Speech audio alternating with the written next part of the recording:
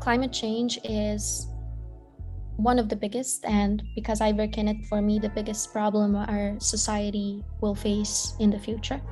And it will definitely unequally affect people.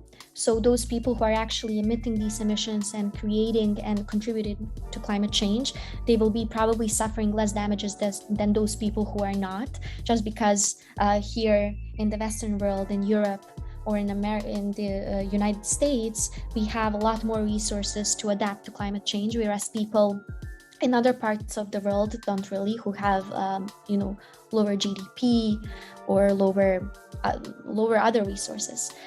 So I would say the way to address change is a combination of those two things. You need to have scientific innovation. People, universities, companies, governments need to invest in scientific innovation, because that is what ultimately will help us stop those additional emissions from going into the atmosphere.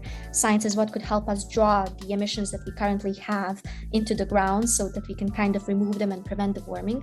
But at the same time, scientific innovation is definitely not the only thing that will solve climate change.